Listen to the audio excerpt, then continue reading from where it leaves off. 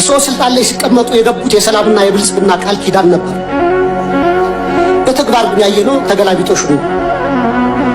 የሰሜን ኢትዮጵያ ጦርነት ያስከተለው አስከፊ ሰብአዊ ውድመትና ጠባሳ ሳይሽር ዛሬም በአማራ፣ በኦሮሚያ፣ በጋምቤላ፣ በቤንሻንጉል ጉሙዝና በሌሎችም አካባቢዎች የሚታዩት ቀጣይነት ያላቸው ግጭቶችና ጦርነቶች፣ ብሔርና ሃይማኖት ተኮር ጥቃቶች፣ እገታዎችና አለመረጋጋቶች የዜጎችን የመኖር መብት ነፍገዋል።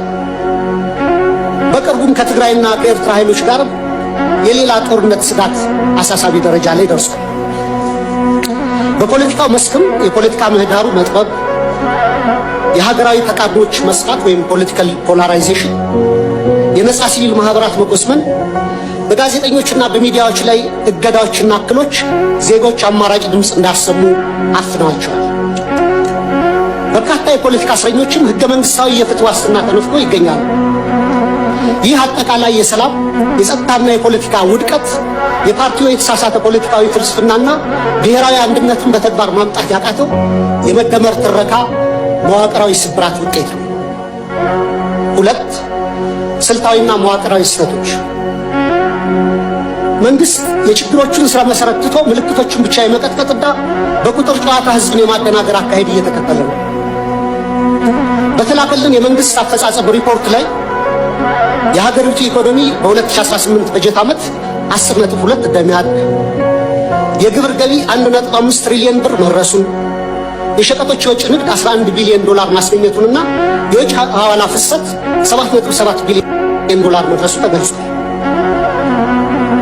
ነገር ግን እነዚህ የቁጥር ስኬቶች የዜጎች የኑሮ እውነታ ፍጹም አይወክሉም። እንዲያውም መሬት ላይ ካለው እውነታ ጋር በጽኑ ይጋጫሉ። ምክንያቱም አንደኛ የኑሮ ውድነትና የዋጋ ግሽበት ከገቢያችን ጋር አልተመጣጠነም። ሪፖርቱ እስከ ግንቦት 2018 ዓ.ም አጠቃላይ የዋጋ ግሽበት 13.4፣ የምግብ የዋጋ ግሽበት ደግሞ 15% ደርሷል ይላል። ይህን ግሽበት ለመደጎም መንግስት 379 ቢሊዮን ብር ማውጣቱ ቢገለጽም በተግባር ግን ባለፉት ዓመታት የተተገበረው የማክሮ ኢኮኖሚ ማሻሻያ ዝቅተኛውን የማህበረሰብ ክፍል ለከፋ ድህነት በዳረገበት ሁኔታ ላይ እንገኛለን። ማሻሻያውን ተከትሎ የመጣው ሰማይ የነካ የዋጋ ግሽበት በሚሊዮኖች የሚቆጠሩ ዜጎችን የመግዛት አቅም ሙሉ በሙሉ አሳጥቷል።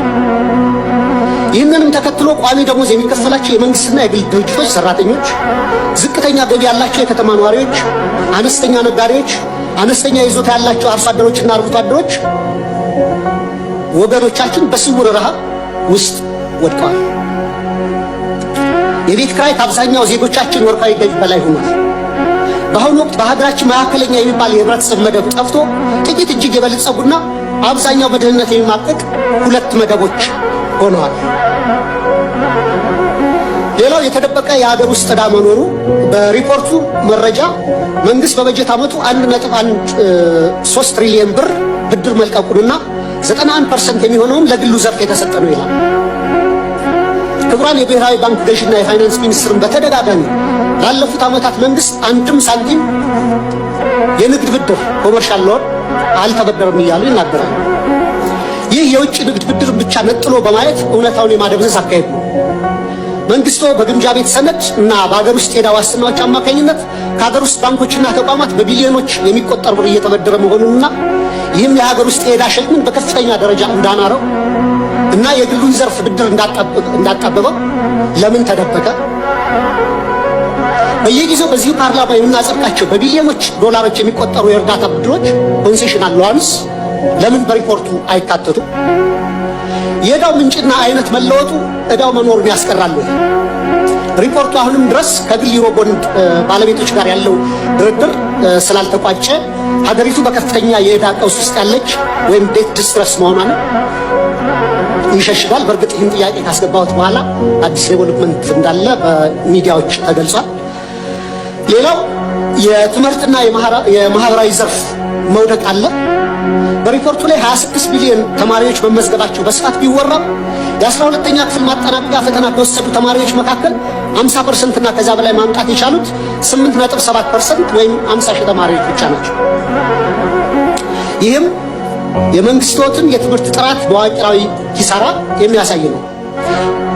ክቡር ጠቅላይ ሚኒስትር 58.7% የማለፍ ምጣኔ በየትኛውም ዓለም ታይቶ የማይታወቅ ወይም 92% የመውደቅ ምጣኔ ከፍተኛ የትውልድ ብክነት ወይም ጄኔሬሽናል ካታስትሮፊ ነው። እኔ የህይወቴን ግማሽ ጊዜ በማስተማር ነው ያሳለፉት በተለያዩ ደረጃዎችና ኮመን የሚባል አባባል አለ። መምህሩ ፈተና አውጥቶ ተማሪዎችን ማሳለፍ ካልቻለና ከወደቁ የወደቀው መምህሩ ነው የሚል ኮመን አባባል አለ በእኛ በአስተማሪዎች ዘንድና ይህን ያክል 92% የመውደቅ ምጣኔ ካለ እኔ ወድቋል ብዬ ማስበው ትምህርት ሚኒስቴር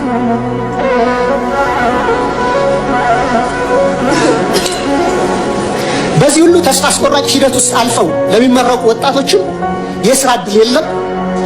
ይባስ ብሎም ወደ 7 ሚሊዮን የሚደርሱ ተማሪዎች አሁንም ድረስ ከትምህርት ገበታቸው ተገልለው ይገኛሉ። ይህ 7 ሚሊዮን አሃዝ ከ20 በላይ የአፍሪካ ሀገራት እያንዳንዳቸው ካላቸው አጠቃላይ የህዝብ ቁጥር በላይ መሆኑንም ልብ ይሏል።